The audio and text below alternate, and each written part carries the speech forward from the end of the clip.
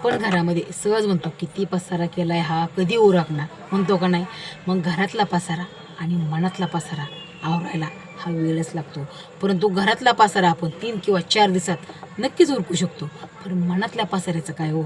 मनामध्ये जर पसारा झाला ना विचाराचा, तर अक्षरशः नाकी 9 येतात तरीही तो पसारा आपल्याला आवरता येत नाही आणि सावरता येत नाही. त्याच्यासाठी अख्खं आयुष्य जरी आपण घालवलं ना तरी तो पसारा फक्त मनातच राहतो.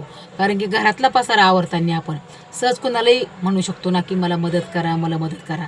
परंतु मनातला पसारा आवरताना कोणाला म्हणू शकतो का की मला मदत कर, माझ्या मनामध्ये एवढा पसारा झालेला आहे. म्हणूच शकत नाही.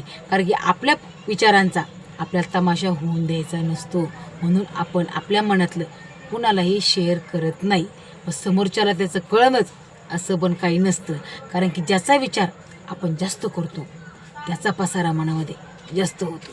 म्हणून नक्की विचार करा, कोणती गोष्ट आपल्याला लिमिटमध्ये ठेवायची आणि कोणती गोष्ट आपल्याला अनलिमिटेड करायची. कारण की तुम्ही जर कोणती गोष्ट लिमिटमध्ये ठेवली ना तर मनाचा पसारा कधीच होणार नाही. आणि अनलिमिटेड जर ती वस्तू झाली तर नक्कीच तुमच्या मनाचा पसारा होणार आहे. म्हणून नक्की विचार करा की कोणत्या गोष्टीला किती व्हॅल्यू द्यायची.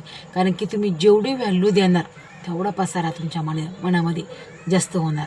आपण बाहेरून जरी आपल्या ओठावरती किती स्माईल असली ना, पण आपल्या मनामध्ये किती गोंधळ सुरू आहे, किती पसारा झाला आहे हे फक्त स्वतःलाच माहीत असतं. समोरच्याला ते कळणंच असं काही नसतं हो.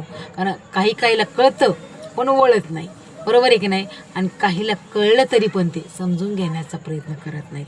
म्हणून नक्की विचार करा, मनाचा पसारा आवरायला कोणाचीही मदत घेता येत नाही. म्हणून आपला पसारा कुठपर्यंत मांडायचा आणि कुठपर्यंत नाही असं नक्की विचार करा.